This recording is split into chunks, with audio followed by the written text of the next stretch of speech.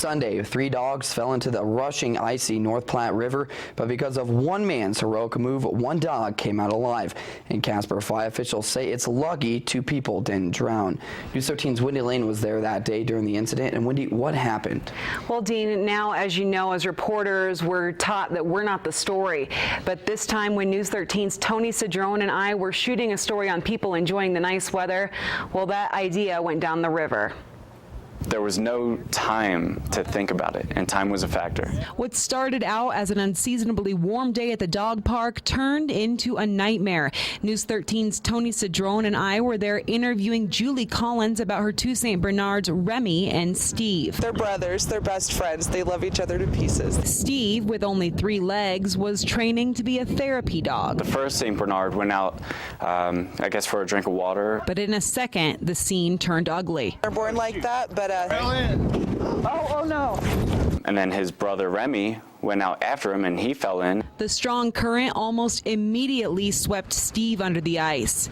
Then Remy went through the same hole trying to help his brother. As soon as I saw that second dog fall through the ice, I made a move. And as soon as I jumped in, I felt the cold, and then I felt nothing. And then the current was incredibly strong, but I managed to get Remy out. Tony lifted the 200-pound dog from the frigid water, but then knew he was in trouble when he realized the magnitude of the current and could feel the ice from underneath.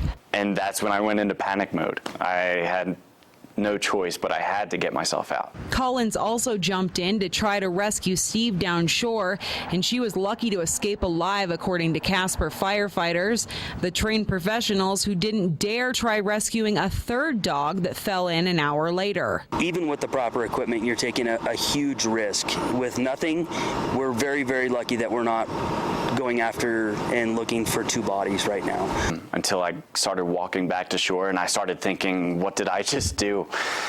And I'm probably going to get yelled at for what I just did, but I don't regret what I did. And on Tuesday night, Tony and Remy reunited. Yeah, he's a beast. I love big dogs. Collins says Remy is doing well, and although misses his brother Steve, he's thankful for his hero.